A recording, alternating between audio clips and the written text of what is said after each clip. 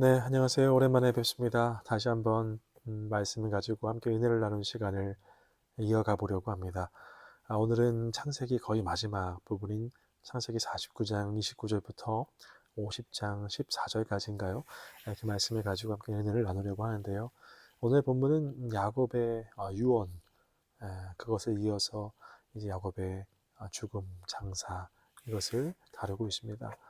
먼저는 야곱의 유언을 보게 될 텐데, 첫 번째는 야곱이 이제 자신이 죽게 되어지면 자신을 이 애굽 땅이 아닌 하나님의 약속의 땅인 가나안 땅에 묻어달라. 특별히 할아버지였던 아브라함이 헷 사람들에게 샀던 그 땅 막벨라 굴. 그래서 할아버지, 할머니, 아버지, 어머니, 그리고 자신의 첫 부인 레아가 이렇게 묻혀져 있는 그 땅에 묻어달라라고 이야기합니다.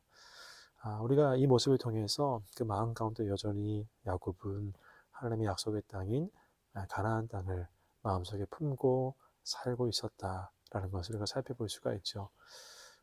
이렇게 생각해 볼 수가 있을 것 같습니다. 야곱은 드디어 이제 요셉 그 아들이 당시 최강대국인 애굽의 총리가 되었지 않습니까? 그래서 그 아들로 인해서 이제 애굽으로 오게 되어지고 안락한 삶, 특별히 호의호식하는 삶을 살게 되어집니다. 그래서 참 어렵게 살았던 가나안 땅, 그리고 가나안 땅에 대한 추억이 그렇게 좋지 않지 않습니까? 자신의 형과의 어떤 여러 가지 어려움이 있었던 땅, 또 자신의 딸이 성폭행 당했던 그 땅, 참 아픔, 또한 지금은 이제 총리가 되었지만 과거에 요셉을 잃어버렸던 그 땅, 잃어버리고 싶은, 굳이 생각하고 싶지 않은 어떤 여러 가지 기억들과 추억들이 남은 땅이죠.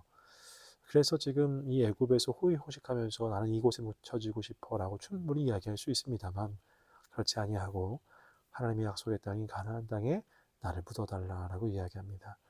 그것은 세상의 중심, 세상의 한복판, 누구나 부러워할 만한 그 모습으로 살고 있었지만 마음속에는 가장 그 중심에는 하나님의 약속의 땅을 품고 살았다라고 우리는 충분히 생각해 볼 수가 있는 것이죠.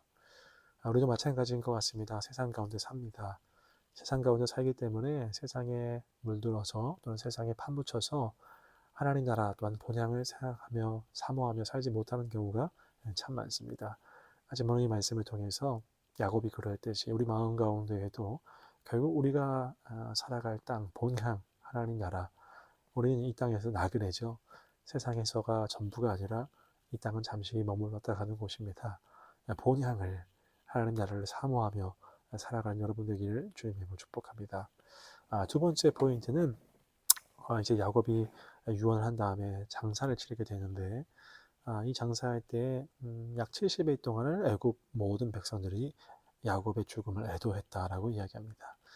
물론 어떤 총리, 요셉인 애굽의 총리의 아버지의 죽음이니까 어떤 권력 때문에 모든 백성들이 동원되었다. 충분히 생각할 수가 있겠죠.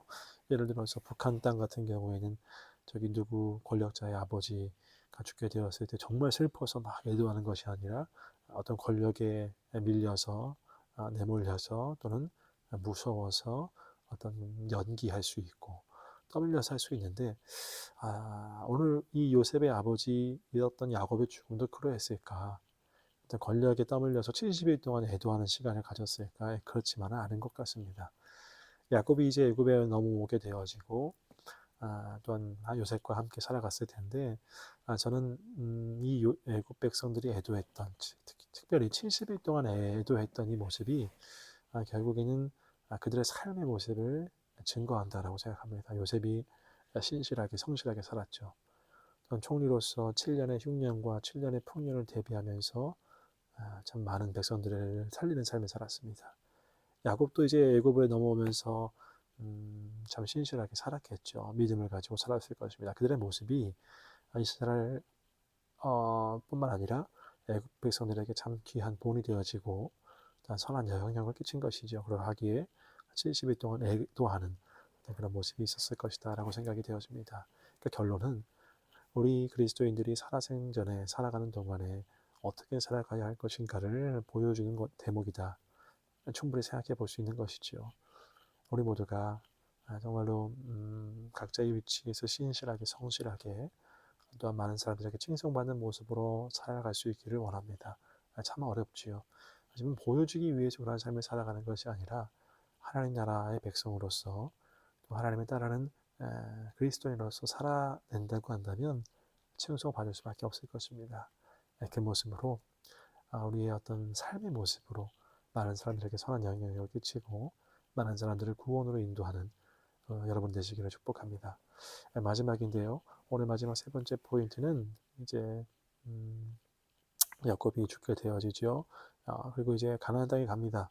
근데 이 모습이 마치 출애굽의 어떤 모습을 연상케 하고 지금은 창세기니까 출애굽 전이죠. 어떤 출애굽의 모습을 예표한다라고도 우리는 충분히 생각해 볼 수가 있겠습니다. 야곱이 죽게 되어지자 수많은 장사 행렬이 애굽에서 가나안 땅으로 가게 되어지지요. 이 모습을 통해서 우리는 소망을 또한 갖게 되는 것입니다. 세상 가운데 살지만 세상의 한복판 가운데 살지만 결국 하나님께서 당신의 나라 하나님 나라로 우리를 이끌어 주실 것인 출애굽 그것을 소망하면서 살아갈 수가 있게 되어지는 것이지요. 마침내 본향에 가는 것입니다. 우리는 이 땅 가운데 나그네로 살지만 나그네로서의 삶, 이 땅에서의 삶은 한계가 끝이 있습니다. 그러하기에 앞에서 맨 처음에 말씀드렸던 것처럼 본향을 사모하는 삶을 살아야 할 것이고 이 땅 가운데에서 본향의 사람으로서 영향력을 끼칠 수 있는 삶을 살아야 할 것이고 또한 마지막으로 하나님께서 마침내 우리를 그곳으로 인도하실 것을 소망하면서 살아야 할 것입니다. 오늘 이 소망이 여러분의 삶 가운데 가득하기를 바라고 그 소망으로 본향을 꿈꾸면서 세상에 살지만 세상에 속한 사람이 아니라 하나님 나라에 속한 사람으로서 살아가시기를 주님의 이름으로 축복합니다.